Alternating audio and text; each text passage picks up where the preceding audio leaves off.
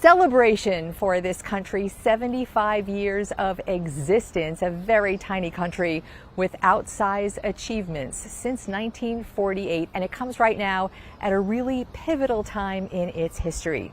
You know, for months now, and again this weekend, weekly protests drew more than 100,000 people.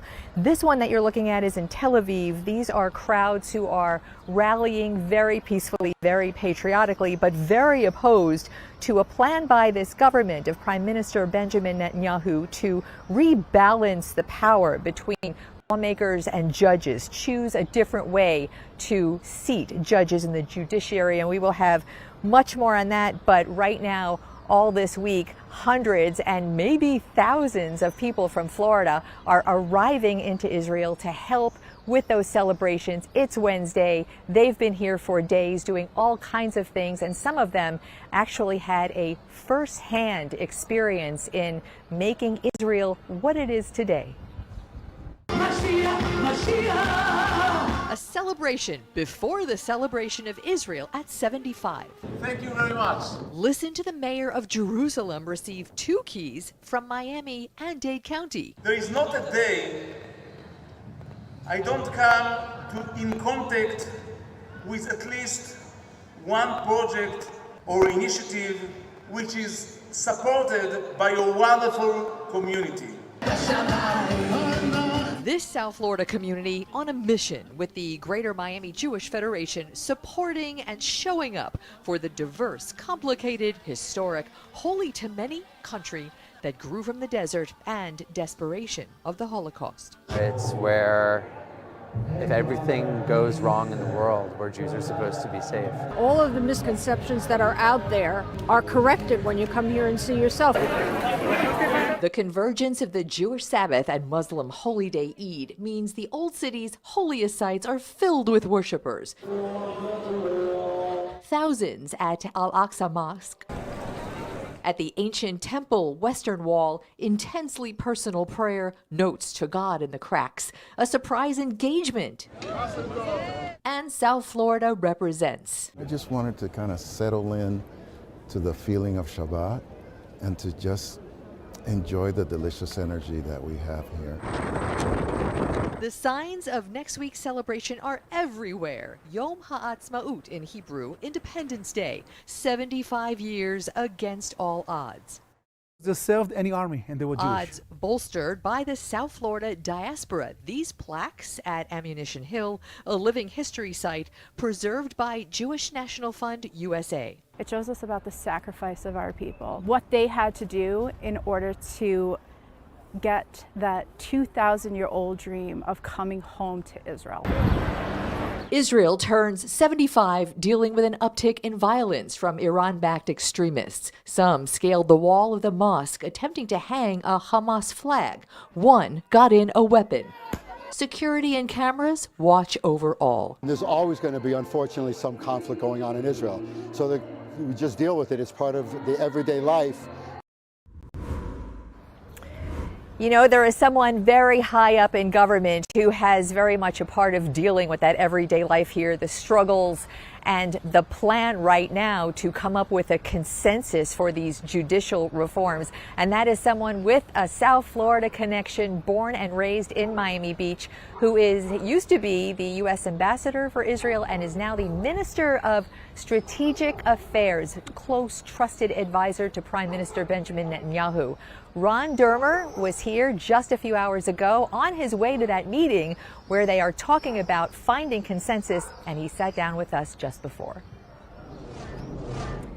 Minister Dermer, we are so grateful that you are taking some time with us today. I know you're really busy, and we're going to get into all of the connections between South Florida and Israel in just a little bit, but I do want to start with current events. And I know from here, you are headed to the next round of talks to find consensus on the whole judicial reform plan, because this weekend, 16th week of protests, and the Prime Minister suspended the plan to do what you're doing now. So break some news with us today. Have you gotten anywhere? What do you see? How do you see that going? Where Well, I'd love to. First of all, it's great to be with you, the hometown station. I'd love to be able to tell you that we've achieved this breakthrough. That's what we're trying to achieve. It's a major reform, and we would like to see a change, a reform in the judiciary, and actually a broad swath of the Israeli public, both those who voted for the coalition and those in the opposition, believe of the need to reform. There's a question of what the reform should be, how broad it should be, how deep it should be. But the president of Israel has hosted these rounds of discussions, and it's really the first time that the opposition and the coalition have sat together in the same room, and we've tried to work through these issues. So that's what we've been trying to do for the last few weeks, and I hope that we'll achieve a result. The Prime Minister definitely wants to see a compromise.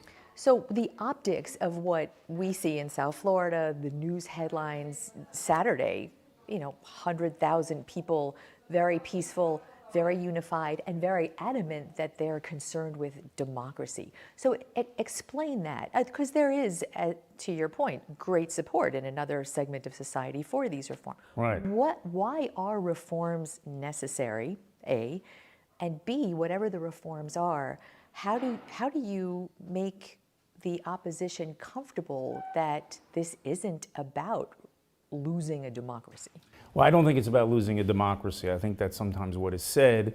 But I think if you actually get into the details of the reform, even if the reform passed as is, and I don't think it's going to pass as is because it's already been softened, and I think there's a clear desire to reach some sort of compromise, I don't think it would end Israel's democracy. Alan Dershowitz knows a little bit about constitutional reforms and judiciaries, and he's an opponent of the reform. He said if all the reform went through as is, Israel would be more like Canada and New Zealand.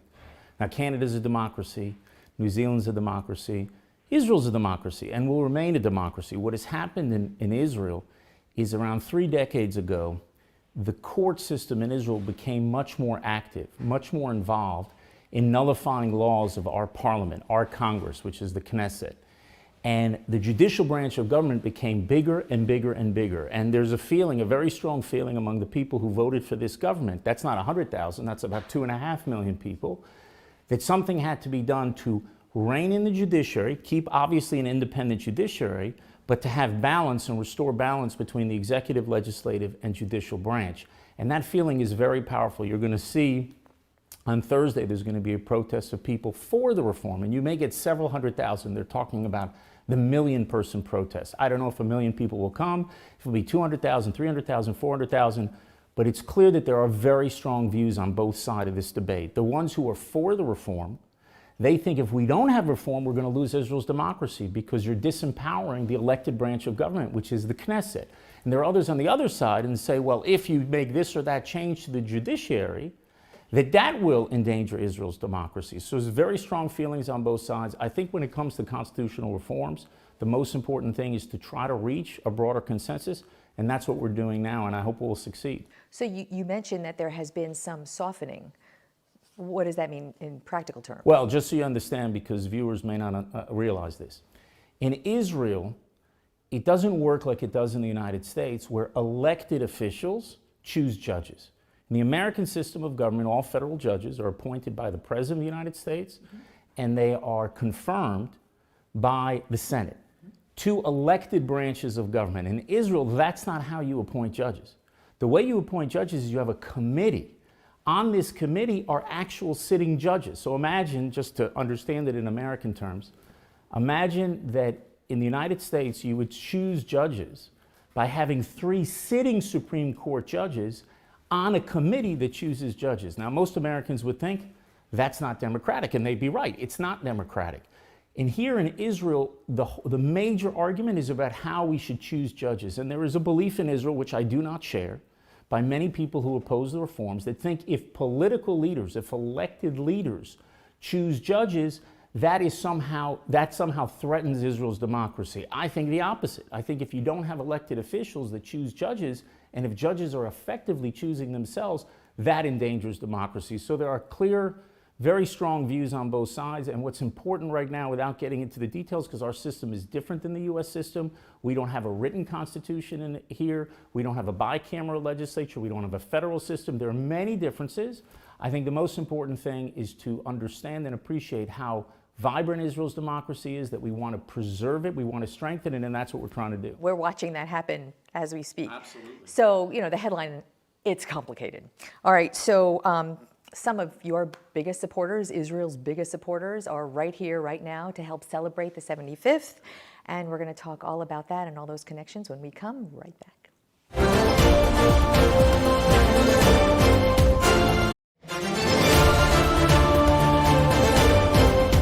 We are back this week in South Florida, live in Jerusalem, Israel today. And we pick up our conversation with Miami Beach native, now Israel's Minister of Strategic Affairs, Ron Dermer, about all the critical connections between Israel and South Florida.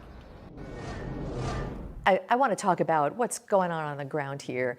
You can't go anywhere in Jerusalem without running into someone from South Florida this week.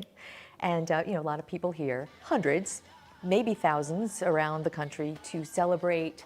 And many from South Florida are huge supporters all year round, but so many have an integral first-hand part in the creation of Israel and the sustaining of Israel. And tell me a little bit about that. Fill in those details. Well, I can tell you about my connection to Israel, my family's connection to Israel. My mother was born in pre-state Israel. And when my father was elected mayor of Miami Beach, it actually happened, you may not know this, during the Six-Day War. He ran against Franklin Roosevelt's son during the Six-Day War. And my mother, who's a Sabra, a native-born Israeli, as his wife, it was quite a story then, while Israel was surrounded by its enemies on the eve of the war, and actually after the war had already begun, my father got elected mayor. And it didn't hurt him that he had a wife who was born in Israel, because there was very strong support. And when I was growing up in Miami Beach, there was always strong support. It was a very pro-Israel, very Zionist community across the spectrum, whether you were left, right, center. But why is that? What is that connective tissue? Well, I think for Jews, I think a lot of it had to do with, you had a lot of Holocaust survivors. I remember when I was growing up who lived on Miami Beach, and I think they understood what the world was like when the Jews did not have a place where they could defend themselves and did not have a refuge. Florida is a place where the St. Louis wasn't allowed to come into the United States, the ship that was sent back to Nazi-controlled Europe. And so America did not open its gates at that time. And I think people remembered that, and they understand that to have a country, a Jewish state, means that not only the Jews have a voice, but that we have a refuge and that we have a shield and a sword and we can defend ourselves. And I think that is deep, deep in that community. And frankly, everywhere where you see, in my travels, I was, I think, around 47 states when I was Israel's ambassador to the United States. Wherever you see a strong and vibrant Jewish community, you see strong support for Israel. It's really a function of the Jewish identity of the people in that community. In Israel, Jewish identity is very, very strong and has been strong throughout my life and for many decades before that, which is a little bit of a change, because Miami Beach was a place that originally was founded on anti-Semitism. Things changed over the decades, and then it really became a haven for Jews, and I think a haven for pro-Israel sentiment. So, and now Israel as a Jewish state is really home to a very diverse population, especially in Jerusalem that's so holy to so many. And how does a Jewish state's government maintain that mosaic?